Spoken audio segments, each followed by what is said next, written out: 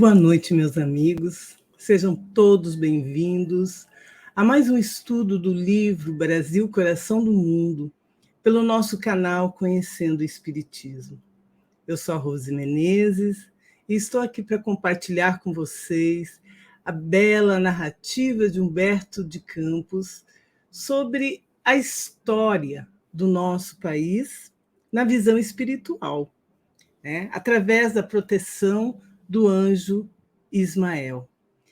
Então, semana passada nós conversamos sobre o retorno à vida encarnada do querido Bezerra de Menezes, que, como missionário da Falange de Ismael, iria representar um papel extremamente importante na pátria do Cruzeiro. E hoje nós vamos conversar sobre a obra de Ismael, onde nós vamos observar outros missionários chegando, nós vamos observar a implantação do espiritismo em nosso país, nós vamos ver as lutas iniciais da doutrina espírita para encontrar campo de atuação em nosso país, culminando com a presença maravilhosa de Bezerra de Menezes, cumprindo a sua missão. Então vamos lá, sejam todos muito bem-vindos, que a paz do Senhor Jesus esteja em cada coração, que a luz do Evangelho, através da Falange de Ismael, possa iluminar todos os nossos lares. Vamos fazer uma prece para agradecer inicialmente. Vamos unir os pensamentos? Então vamos lá, meus amigos. Senhor Jesus, mais uma vez nos encontramos aqui, Senhor, neste local que irradia tanto amor e conecta tantos corações. O canal Conhecendo o Espiritismo. Estamos estudando uma obra maravilhosa que nos faz pensar e repensar sobre o nosso papel nesta pátria maravilhosa.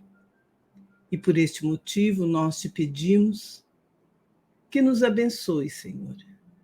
Abençoe todo o povo brasileiro, que nos ilumine, para que tenhamos a condição de absorver as lições que esta obra nos traz e, analisando-as pelo crivo da razão, conforme nos ensina Allan Kardec, possamos compreender todos os fatos que envolvem o nosso país e sermos cidadãos comprometidos com a melhora dessa sociedade para concretizarmos o ideal divino de transformar o nosso país no coração do mundo, pátria do Evangelho. Muito obrigada, Senhor. Conduza o estudo dessa noite. Que assim seja.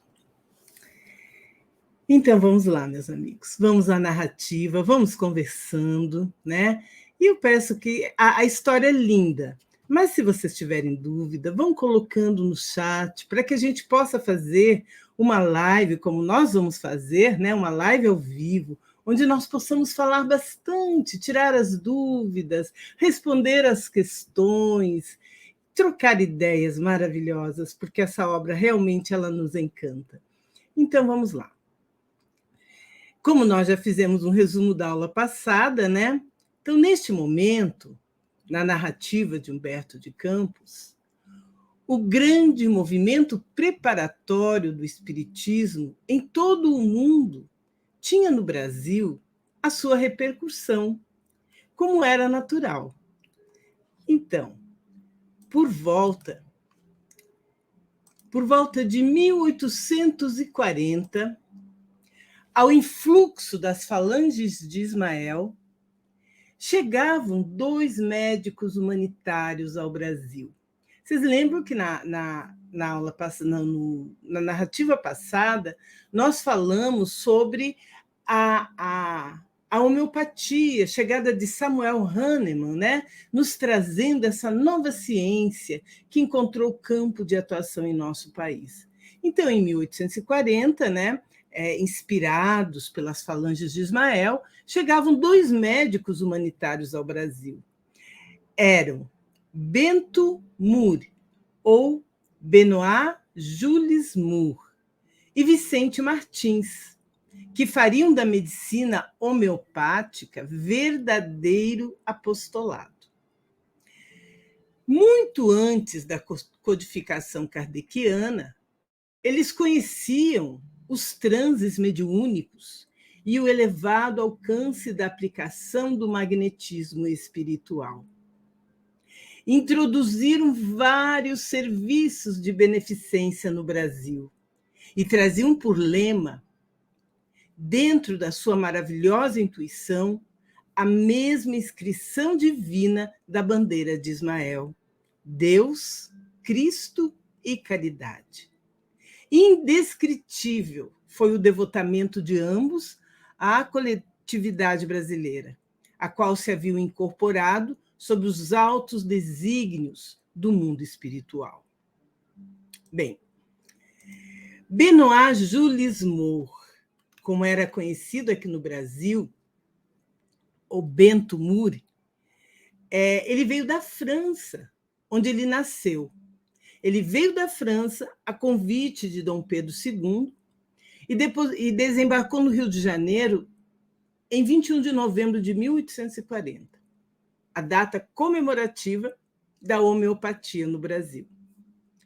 Instalou-se a princípio em Santa Catarina, onde, com o apoio do Império, ele montou uma colônia baseada nos ideais de Charles Fourier, onde ele fundou um falanstério, o qual, no entanto, não vingou. O falanstério era um local para se fazer os tratamentos homeopáticos, porém não vingou, né? E o que ele fez? Ele voltou, então, para o Rio de Janeiro, onde ele começou a propagar a homeopatia.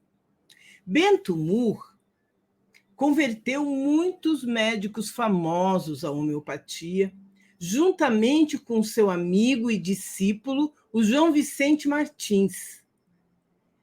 O João Vicente Martins, ele era um médico português, naturalizado brasileiro, e diplomado cirurgião pela Real Escola de Cirurgia de Lisboa.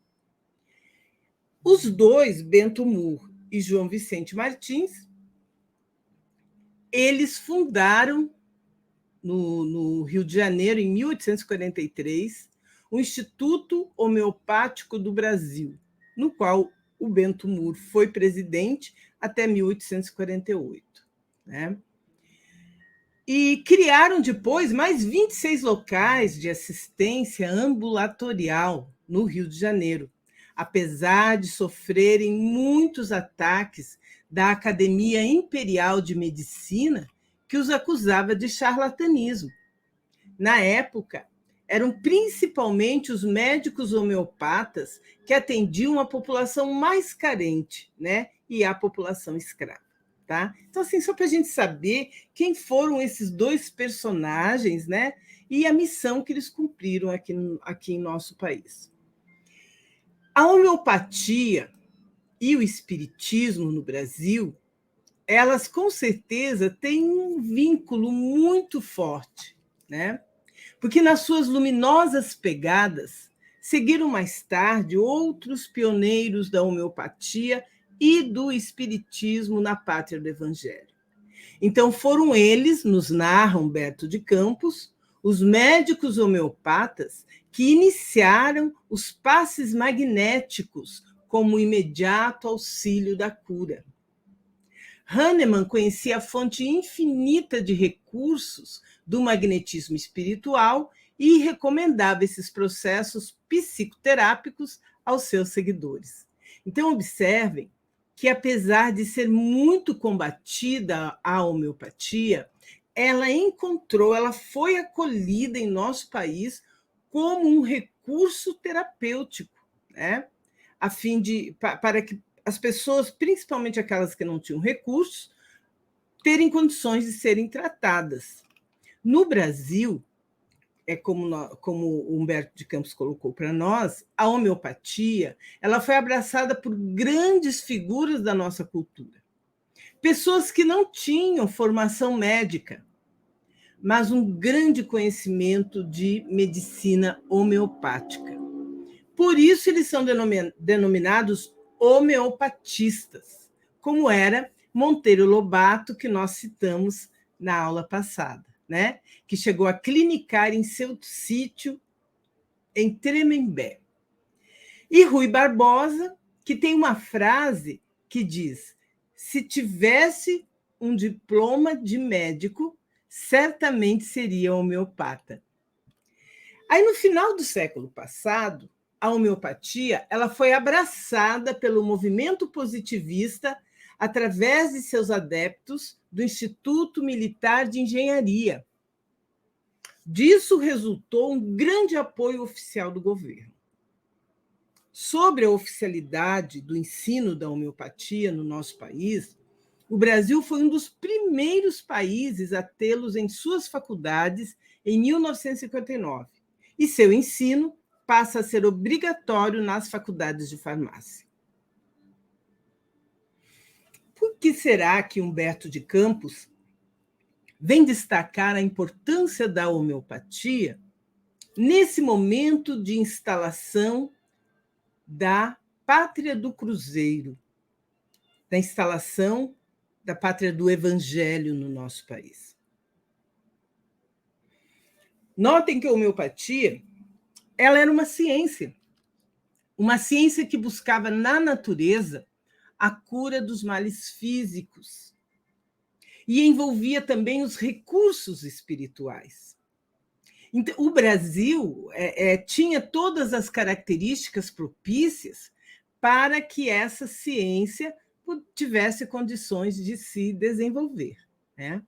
Então, tanto que aqui é que estiveram os pioneiros, apesar de Samuel Hahnemann ter lançado isso na Europa, foi no Brasil que ele encontrou ambiente propício para desenvolver a homeopatia.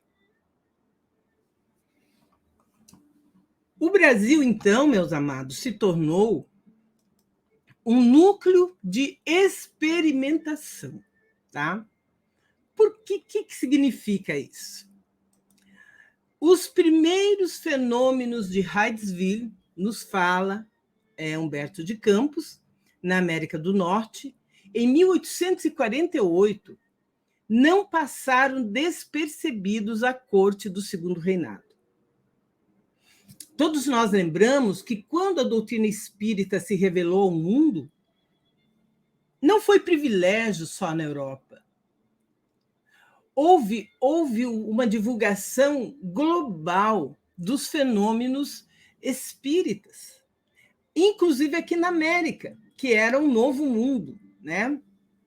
Então, esses fenômenos que ocorreram lá na América do Norte, eles não passaram despercebidos à corte do Segundo Reinado. A febre de experimentações que se seguiu nas grandes cidades europeias incendiou igualmente o Rio de Janeiro. Alguns cérebros mais destacados no meio social. E em 1853, a cidade já possuía um pequeno grupo de estudiosos, entre os quais se podia notar a presença do Marquês de Olinda e do Visconde de Uberaba. Em Salvador, esses núcleos de experimentação também existiam em idênticas circunstâncias. Então, o Brasil foi um dos países, né, que acolheu, né, os fenômenos espíritas e começaram a fazer observações. Aí, em 1860, surgem as primeiras publicações espiritistas. Claro, se era uma pesquisa, se eram experimentações, começou-se a fazer pesquisas acerca disso. Aí, em 1860, surgiram as primeiras publicações espiritistas. E, em 1865, o Dr. Luiz Olímpio Teles de Menezes, com alguns colegas, replicava pelo Diário da Bahia a um artigo mais ou menos irônico de um cientista francês desfavorável ao espiritismo, que foi publicado na Gazeta Médica e transcrito no Diário da Bahia. As publicações brasileiras, elas não passaram despercebidas ao próprio Allan Kardec, que delas teve conhecimento com a mais justa satisfação íntima. E em setembro de 1863, o Jornal do Comércio publicou um artigo na seção Crônicas de Paris, tecendo comentários sobre o espiritismo. E a importância desse artigo se deve por ter sido citado na Revista Espírita de julho de 1864, a Revista Espírita, que era divulgado pela Sociedade Espírita Parisiense, né? E muitos artigos escritos por Allan Kardec e todo o seu grupo.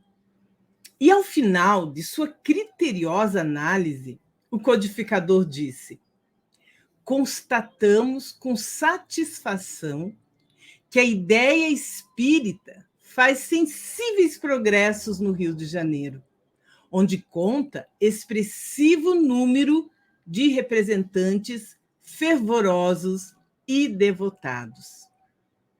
A pequena brochura O Espiritismo, na sua expressão mais simples, publicada em português, muito contribuiu para lhe espalhar os verdadeiros princípios da doutrina. E foi exatamente isso que aconteceu, né? O Brasil, recepcionando essa nova doutrina, absorveu totalmente esses conhecimentos, inclusive com a simpatia de Dom Pedro II. Então, meus amados, nesse caso, o querido Humberto de Campos, ele vem nos contar que a doutrina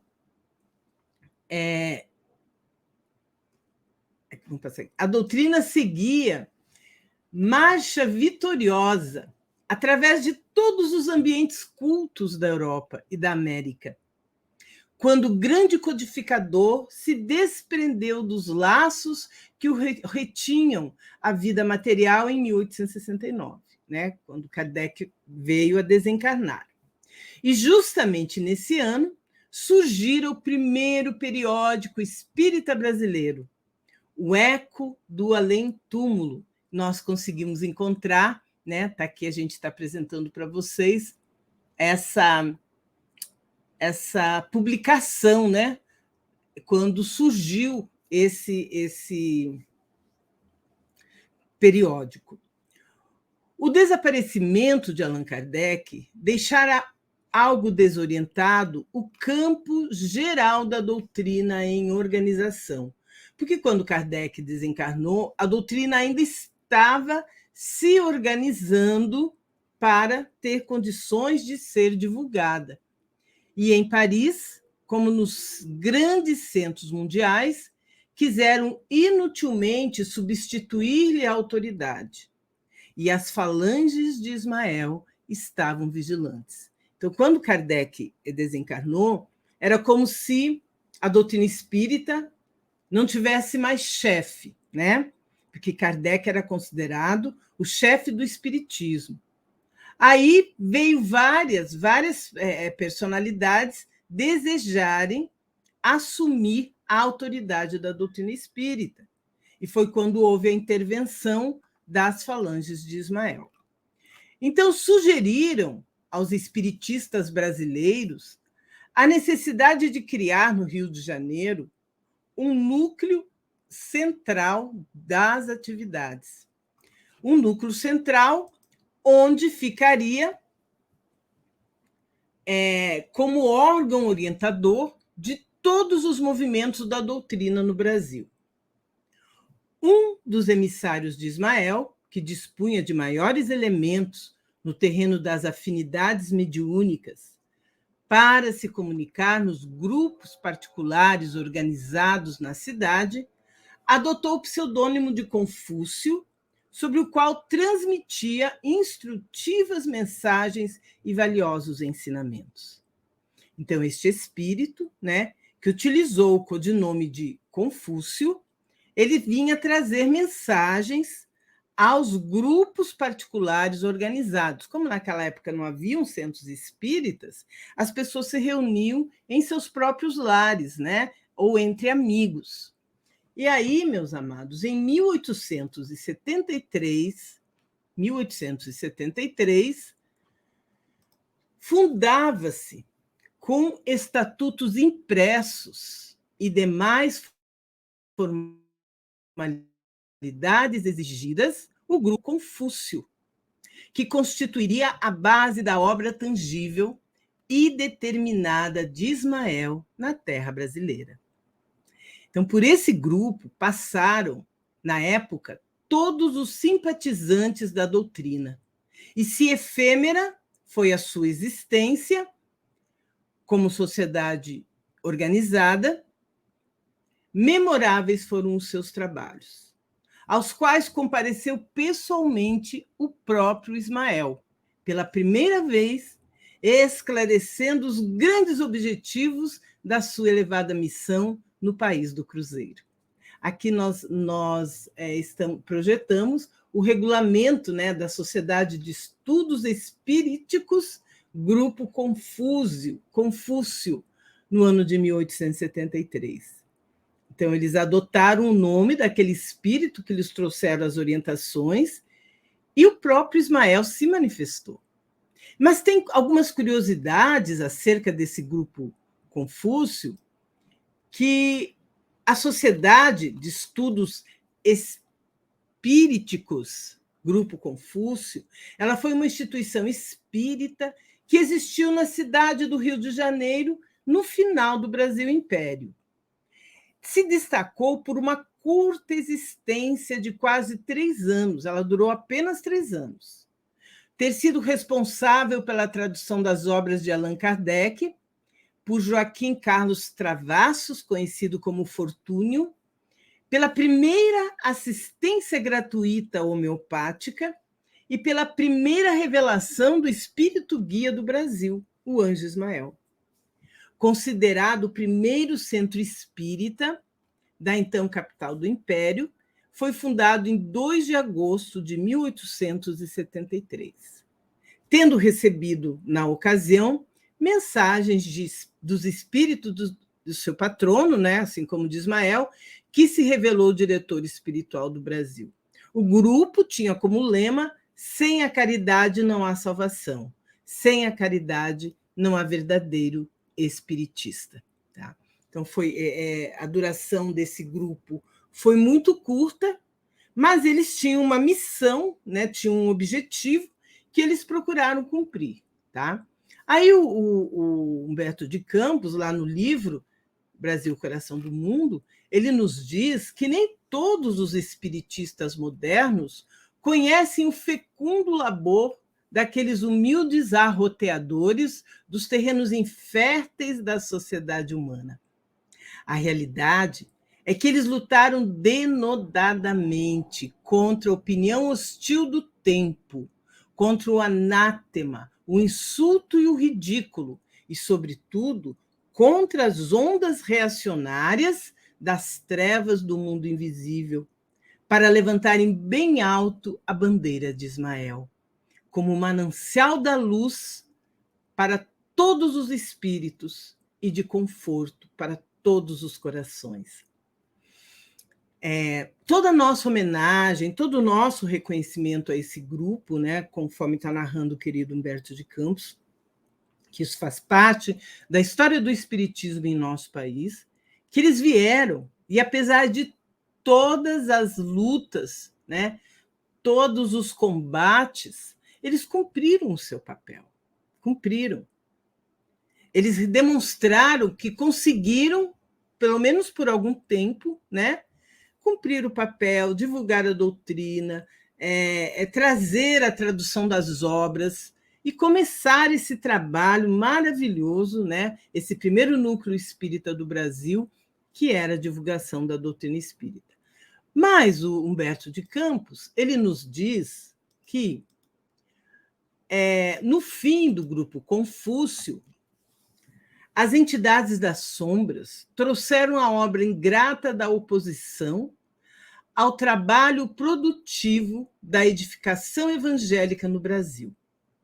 Bem sabemos, nos fala Humberto de Campos, que assim como Aquiles possuía um ponto vulnerável no seu calcanhar, o homem em si, pela sua vaidade e fraqueza, também tem um ponto vulnerável em todos os escaninhos da sua personalidade espiritual. E os seres das trevas, se não conseguiram vencer totalmente os trabalhadores, conseguiram desuni-los no plano dos seus serviços à grande causa. E o grupo Confúcio teve uma existência de 3 anos rápidos. Tá? Então, vejam aqui como que esse grupo, né, recém-formado, ainda com as suas bases não muito sedimentadas, acabou sofrendo as influências do plano espiritual, do plano inferior. E, em função, né, da vaidade, da fraqueza, que eram os pontos vulneráveis dos homens, esse grupo acabou se extinguindo. E se isso aconteceu lá em 1853, é incrível como continua acontecendo, né? O homem ainda não aprendeu a triunfar sobre a discórdia, não aprendeu a se afastar dessas tentações que muitas vezes o desviam do verdadeiro objetivo para o qual ele foi convocado. Então, uma atividade espírita, uma casa espírita, ela precisa de pessoas não só comprometidas, não só responsáveis, não só tendo conhecimento, mas de moral elevada. Pessoas que já tenham desenvolvido o mínimo das características de um homem de bem, para resistirem a essas investidas. Tá? Porque é o tempo todo isso, meus amados. E aí, o que aconteceu? Com o fim do grupo mediúnico, né, desse grupo, nós tivemos aqui os mensageiros de Ismael, triunfando da discórdia que destruiu o grande núcleo nascente. Eles fundaram sobre ele, em 1876, a Sociedade de Estudos Espíritas, Deus, Cristo e Caridade. Sob a direção esclarecida de Francisco Leite de Bittencourt Sampaio, o grande Bittencourt Sampaio, tá? O grande discípulo do emissário de Jesus, que, juntamente com Bezerra, tivera a sua tarefa previamente determinada no alto. E a ele se reuniu Antônio Luiz Saião, em 1878, para as grandes vitórias do Evangelho nas terras do Cruzeiro. Olha, esses grandes missionários, né? Então, quando eu li o livro do O Brasil, Coração do Mundo, foi uma grata surpresa quando a gente toma conhecimento que Bittencourt Sampaio, né, que foi um poeta, um literato, ele se destacou muito não só na área política, como na área literária do nosso país, né? Assim como o Antônio Luiz Saião, que era médico, né? O doutor Antônio Luiz Saião, desculpa, ele era advogado, tá? Então, são duas eminentes personagens que, quando acabou aquele primeiro núcleo de estudos espíritas, logo a falange de Ismael se reuniu, influenciou esses dois personagens para que eles fundassem, né, a Sociedade de Estudos Espíritas, Deus, Cristo e Caridade. Então é importante a gente compreender, né, esses elementos da história. Tá? Então, com o fim da Sociedade de Estudos Espiríticos, Fundou-se em 23 de março, sob a direção de Francisco Leite de Bittencourt Sampaio, e no seu programa doutrinário, em que a obra codificada por Allan Kardec era parte essencial, compreendia-se também o estudo da obra Os Quatro Evangelhos, de Jean-Baptiste Rustin, que também era um dos missionários, né, da Falange de Ismael. Afirma-se que a referida sociedade chegou a contar com cerca de 800 associados. Todas as sociedades que se formavam naquela época, e até hoje é assim, meus amados, elas se formam com base naquele regulamento, né, da Sociedade Espírita Parisiense, que está publicada lá no Livro dos Médiuns. E hoje, com o amparo da Federação Espírita Brasileira, da Federação Espírita, aqui no nosso caso, aqui no Amazonas, né? Cada estado tem a sua federação, que faz parte do movimento espírita. As casas espíritas, elas têm muito mais apoio administrativo para as suas organizações. Então, essa nova casa espírita, né, que era a Sociedade de Estudos Espíritas, Deus, Cristo e Caridade, né, ela chegou a contar com 800 associados, que era um número bastante elevado para a época, onde inúmeros prodígios foram ali observados. E em muito contribuiu essa sociedade para a divulgação da doutrina espírita na então capital do Brasil, Rio de Janeiro, onde o trabalho daqueles que ali militaram, entre os quais a gente relaciona o nome de Antônio Luiz Saião, Charles Lerrat, João Gonçalves do Nascimento, Frederico Júnior, todos personagens conhecidos, né, na história da doutrina espírita. Porém, poucos anos mais tarde, começaram as divergências doutrinárias novamente e conduziram a uma dissidência, quando um pequeno grupo, sob a liderança do médium João Gonçalves do Nascimento, de acordo com a tradição, sobre a inspiração do próprio Espírito Ismael, constituiu uma nova agremiação, que se denominou Grupo Espírita Fraternidade. E mais tarde passou a denominar-se Sociedade Acadêmica Deus, Cristo e Caridade. Então vejam como que foi, né, evoluindo essa condição da formação dos núcleos espíritas no nosso país. E o eminente, né, Francisco Leite de Bittencourt Sampaio, mais conhecido como Bittencourt Sampaio, na política, ele foi deputado e presidente da província do Espírito Santo. Foi ainda o primeiro diretor da Biblioteca Nacional que ostentou esse título, né, de diretor da Biblioteca Nacional. E ele ainda se destacou como médium receitista, ou seja, ele receitava homeopatia sob inspiração mediúnica. E conforme relatado no livro Transição Planetária, ditado pelo espírito Manuel Filomeno de Miranda, pela mediunidade de Divaldo Pereira Franco, está lá o registro, né, de que Bittencourt Sampaio era um médium receitista.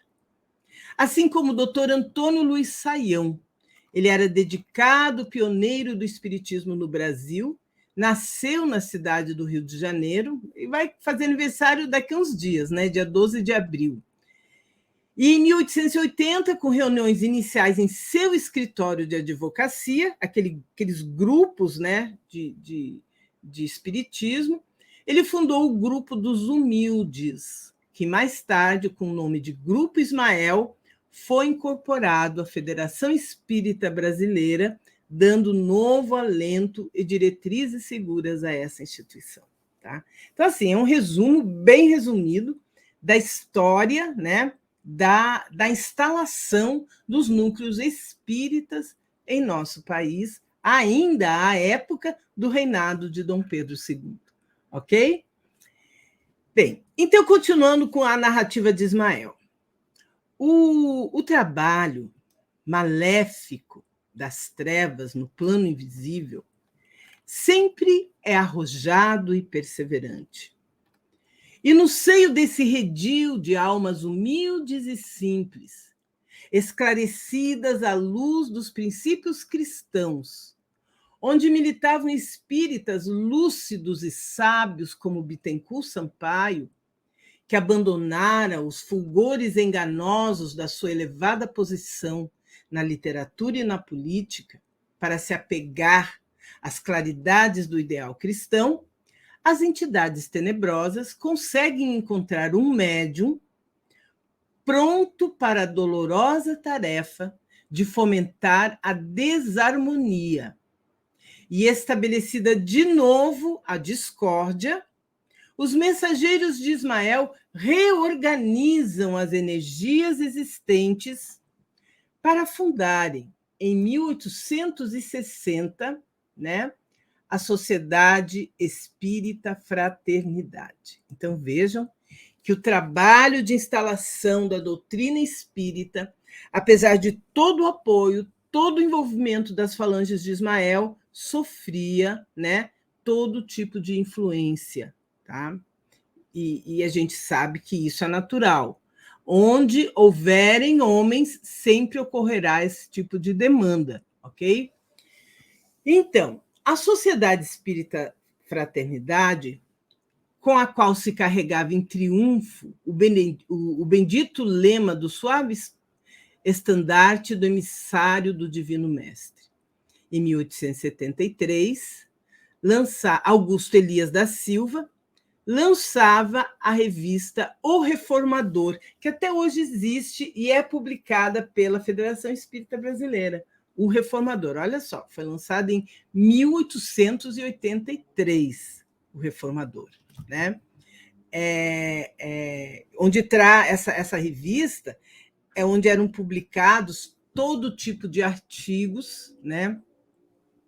Todo tipo de artigos, e trazendo realmente muito conhecimento, né? Muito auxílio na época aos interessados pelo Espiritismo. As mesmas reuniões do grupo humilde de Antônio Saião e Bittencourt Sampaio continuaram, e uma pleiade de médiuns curadores notáveis pela abnegação iniciam no Rio o seu penoso apostolado. Então, o Rio de Janeiro foi a origem, né, onde se situou as atividades iniciais do Espiritismo no Brasil. Em 1873, com a fundação da primeira instituição espírita no Rio de Janeiro, né, que foi devidamente organizada, que é o Grupo Confúcio, organizada com regulamento e tudo, onde o grupo deveria seguir estritamente os princípios e conceitos expostos no Livro dos Espíritos e no Livro dos Médiuns. Nesse grupo foram promovidas as primeiras traduções das obras de Kardec. E o seu lema era: sem caridade não há salvação, sem caridade não há verdadeiro espírita. E em 1875, o Grupo Confúcio lançou o primeiro periódico no Rio de Janeiro, que foi a Revista Espírita, sob a direção de Antônio da Silva Neto. E a Sociedade de Estudos Espiríticos encerrou suas atividades em 1876 e deu lugar à Sociedade de Estudos Espíritas Deus, Cristo e Caridade, sob a direção de Bittencourt Sampaio. Nesse momento, o movimento espírita se viu em divergências ideológicas, e um grupo priorizava o aspecto científico e filosófico e o outro sustentava o aspecto religioso, né? Eles eram conhecidos como científicos e místicos. Então, começou a ocorrer divergências. E em 1877, um grupo se afasta da sociedade e cria a Congregação Espírita Anjo Ismael. Um ano depois, 1878, outro grupo se separa e funda o Grupo Espírita Caridade. E a Sociedade de Estudos Espíritas, Deus, Cristo e Caridade se divide em 2 grupos. Tá? Em 3 de outubro, surge a Sociedade Acadêmica Deus, Cristo e Caridade, e no ano seguinte o outro grupo cria o Grupo Espírita Fraternidade. Então vejam só como foi se disseminando as casas espíritas, né? Elas foram se instalando, foram se organizando, foram se disseminando, e é interessante que tudo isso sob a observação e a vigilância do Anjo Ismael. E nesse caso, quando ocorreram essas divergências, Elias da Silva e seus companheiros, eles notaram que a situação ia se tornando cada vez mais difícil com as polêmicas esterilizadoras. E a esse tempo, os emissários do alto prescreveram categoricamente aos seus camaradas do mundo encarnado: chamem agora Bezerra de Menezes ao seu apostolado. Bezerra de Menezes foi convocado. Aí o Elias, ele vai e bate a porta generosa do mestre venerável, doutor Bezerra de Menezes, o que não era preciso, porque o seu grande coração já se encontrava a postos no sagrado serviço da seara de Jesus na face da terra. Bezerra de Menezes, a da harmonia serenando todos os conflitos, estabelece a prudência e a discrição entre os temperamentos mais veementes e combativos.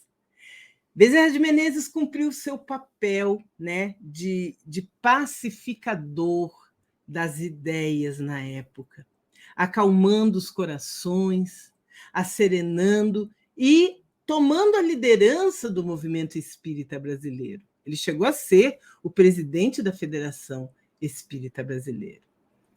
E com as divergências atenuadas, né, o que aconteceu? A obra de Ismael, no que se referia às luzes sublimes do Consolador, estava definitivamente instalada na pátria do Cruzeiro. Apesar da precariedade do concurso dos homens, as divergências foram atenuadas, para que a tranquilidade voltasse a todos os centros de experimentação e de estudo. E os operários espalhavam-se pelo rio, cada qual com a sua ferramenta, o seu talento, dentro do grande plano da unificação e da paz, nos ambientes da doutrina. Plano esse que eles conseguiram relativamente realizar mais tarde, organizando o aparelho central de suas diretrizes, que se consolidaria com a Federação Espírita Brasileira, onde seria localizada a sede diretora, no plano tangível, no plano encarnado dos trabalhos da obra de Ismael no Brasil. Que linda história, né, meus amigos? A gente se reporta a esse momento da história do Espiritismo e os nossos corações se enchem de emoção por vermos todo o empenho, tudo que foi empreendido pela espiritualidade para garantir a instalação do Espiritismo em nosso país.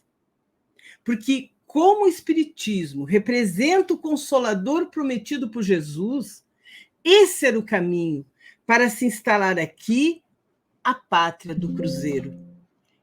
E era dessa única forma que nós poderíamos realmente ver, né, a instalação da pátria do Cruzeiro aqui em nosso país.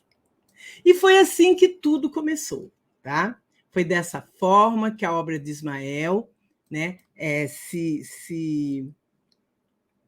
se colocou verdadeiramente em nosso país, através da liderança de Bezerra de Menezes.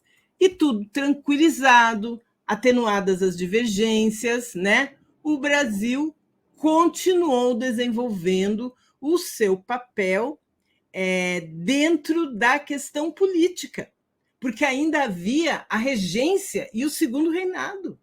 Dom Pedro II, né, ele iria dar continuidade ao seu governo. Então, aí na próxima semana, nós vamos falar sobre a regência e o segundo reinado. Nós vamos ver como, né, como que foi o desenvolvimento depois que Dom Pedro I foi embora do nosso país, abandonou o nosso país, né? O que aconteceu com o Brasil?